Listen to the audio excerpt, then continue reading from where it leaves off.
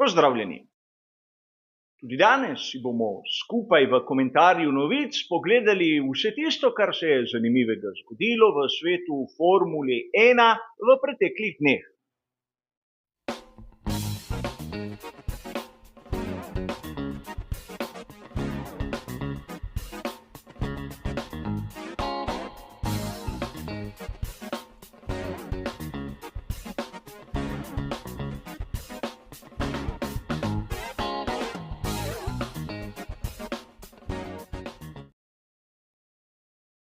Tudi tokrat se bomo kot običajno ustavili pri 4 različnih sklopih in seveda kot ponavadi bodo bližnjice do vseh originalnih navedenih člankov napisane v samem opisu. In tudi tokrat. Tisto, kar bo povedano v barvah, pomeni navajanje že prej citiranih virov, ko se bo slika spremenila v črno-belo, pa pomenim, da poudarjam moje osebno videnje in moje osebno mnenje o določeni zadevi. Ampak ker imamo kar nekaj zanimivih tematik, je najbolje, da se brez obotavljanja lotimo prve današnje teme.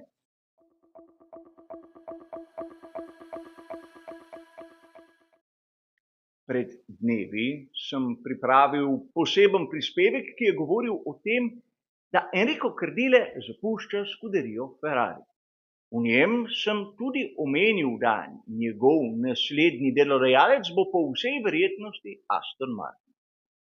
In potrditev tega smo lahko dobili 9. julija. Mnoge spletne strani, med katerim uradna spletna stran Formule 1 f1.com, so namenile pozornosti dvem pomembnim dejstvom. Kdaj bo Cardile prišel v Aston Martin in kakšno mesto bo zasedel.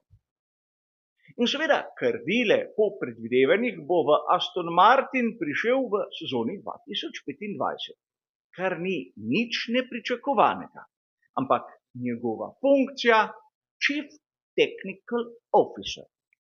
In kaj je sedaj to? Namreč verjetno ste mnogi zasledili, tako v slovenščini kot tudi v tujih jezikih, da naj bi Cardile postal kar naenkrat tehnični direktor Aston Martina. Ampak to ni res. Tehnični direktor zaenkrat v tem trenutku je še zmeraj Dan Follows. In Chief Technical Officer je naziv, ki je v svetu Formule 1 točno določen in ima specifično funkcijo. Da ne bom zadeve preveč kompliciral, si bomo ogledali tistega najbolj znanega Chief Technical Officerja. In to je Adrian Newey. Ampak Adrian Newey pri Red Bullu ni tehnični direktor. Je tisti inženir, ki skrbi za nastanek samega bolida. Pri Ferrariju je imel Cardile dvojno vlogo in sedaj, če podatki seveda držijo, bo napravil korak ali pol koraka nazaj. Ampak kot običajno zanimivo je nekaj drugega. Tako nekateri pisci lepo vztrajajo pri tem, da bo Enrico Cardile nov tehnični direktor, kjer se sproža kar nekaj vprašanj. Prvič, to, ali ne ločijo med posameznimi funkcijami v sami ekipi Formule 1, ali ne razumejo, kako zadeve funkcionirajo. Sam sprejmem, da marsikateri navdušenec tega ne ve. Ni mu treba. Ampak nekdo, ki se ukvarja s Formulo 1, bi moral takšne zadeve vsaj pavšalno nasplošno poznati. In kar je bolj zanimivo, je pa naslednje. Nihče se ni začel spraševati bistvenega vprašanja. Če bo Enrico Cardile Chief Technical Officer Aston Martina, ali to pomeni, da Adrian Newey ne pride v to ekipo, ker je že nekdo drug zasedel njegovo mesto? No, vidite, vprašanje, ki bi bilo bistveno bolj zanimivo kot tista dobesedno nebuloza, da bo Cardile tehnični direktor. A takšne vire imamo in dokler se ne bomo postavili po robu, bomo podobne tudi imeli. A pojdimo sedaj k drugi današnji temi.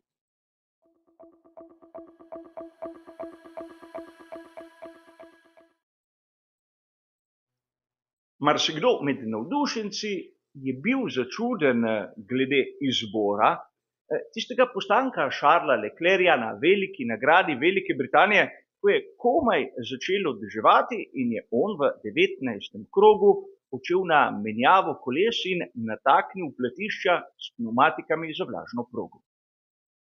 O tem podrobno govori članek na italijanski verziji spletnega portala motorsport.com, objavljen je bil 9. julija.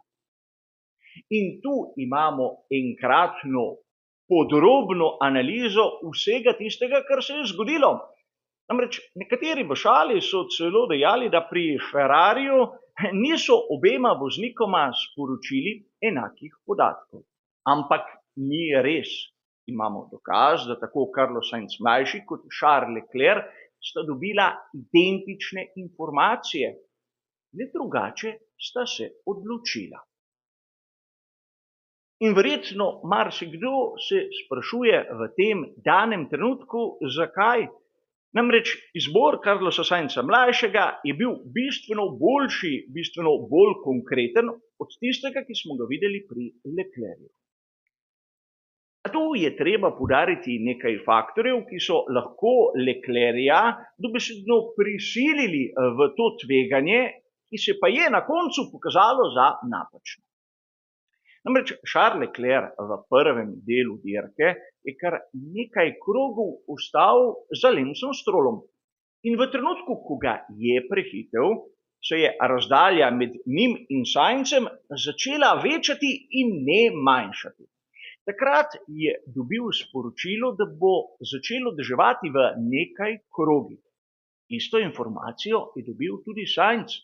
A treba je povedati, da obema voznikoma so točno povedali, da ne bo deževalo na celotni progi in da po nekaj minutah se bodo zadeve stabilizirale in nato šele poslabšale.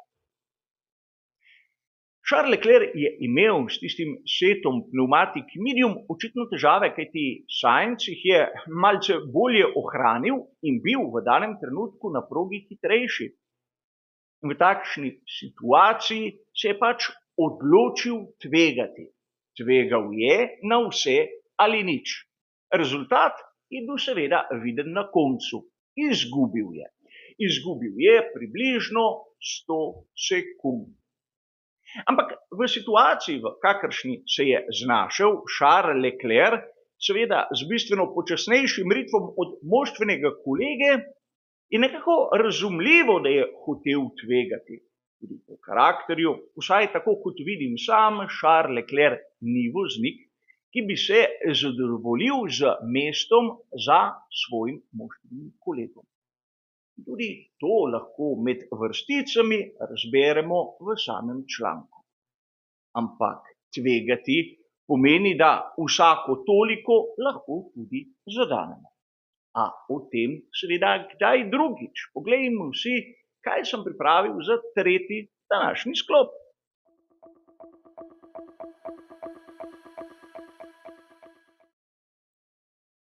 Na spletnem portalu motorsport.com v angleškem jeziku smo lahko 10.7.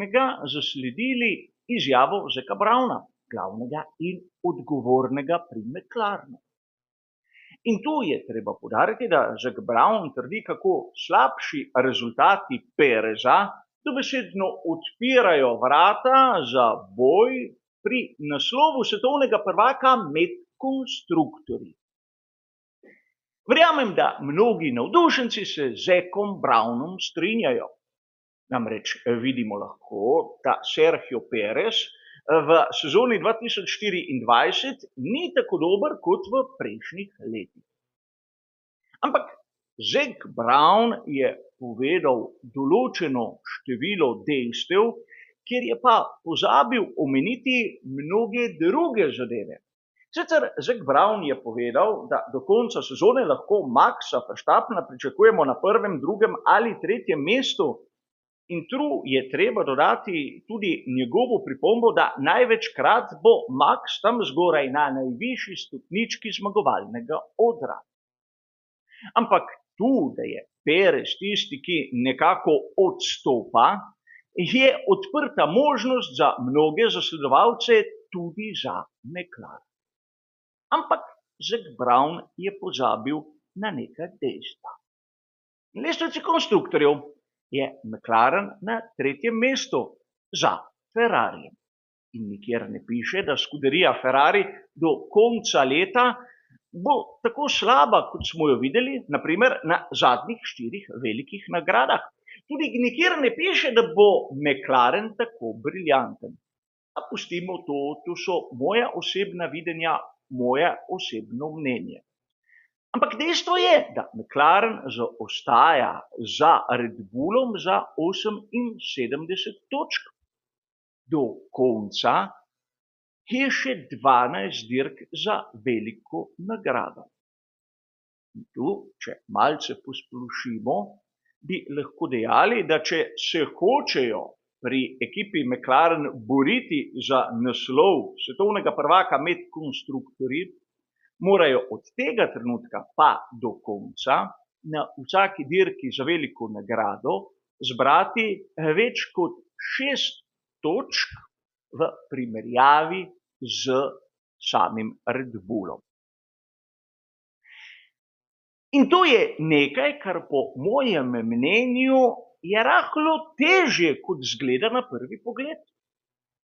Res, pri Red Bullu imajo Pereza, ampak sta Norris in Piastri sposobna doseči vsako dirko, naprimer 7 ali 8 točk, boljši rezultat kot oba voznika Red Bulla. In to ne eno dirko, ampak vseh 12, cel ducat, ki jih je še do konca. Nekaj, kar verjetno v tem trenutku Zacu Brownu ne hodi na misel, kajti sedaj ti je lepo videti, kako uživa v tej tehnični prednosti, ki jo McLaren MCL38 ima. Ampak na koncu naslov osvoji tisti, ki zbere več točk, in ne oni, ki ima v trenutku boljšo tehnično formo. A o tem se bomo pogovarjali bolj podrobno v nadaljevanju. Pojdimo še k zadnji današnji temi.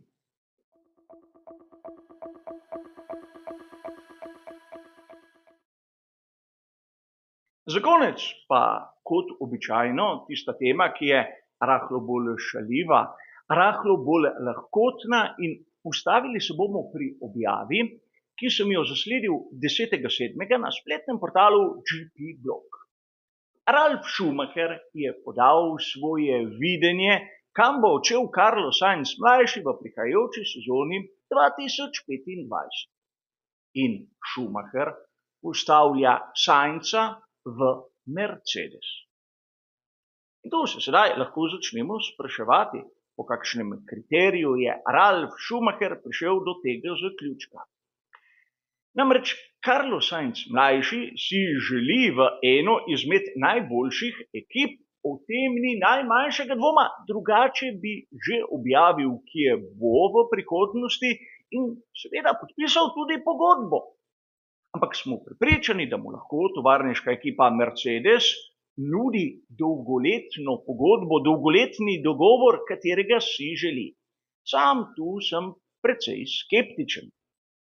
In seveda Ralf Schumacher trdi, da naprimer Andrea Kimi Antonelli ni še dovolj zrel za Formulo 1. Z njim se seveda lahko strinjam, ampak prav na vikendu posvečenemu veliki nagradi Velike Britanije je mladi Italijan dosegel prvo zmago v Formuli 2, sicer na sprintu, ker je izkoristil tisti obrat štartnega razporeda, ampak vseeno zmaga je. In tu seveda sedaj se odpirajo teorije, kako bi lahko Sainz prišel v Mercedes, po kakšni logiki, in konec koncev tudi zakaj se takšen posluh zmeraj daje Ralfu Schumacherju. Gre za neko vsebino, gre za neke analitične sposobnosti, gre za nek skrivnosten vir informacij ali pa samo za priimek. Vsak, kot običajno, si lahko odgovor poišče sam. A tudi danes smo prišli do konca našega običajnega komentarja novic. Hvala za vašo pozornost in nasvidenje.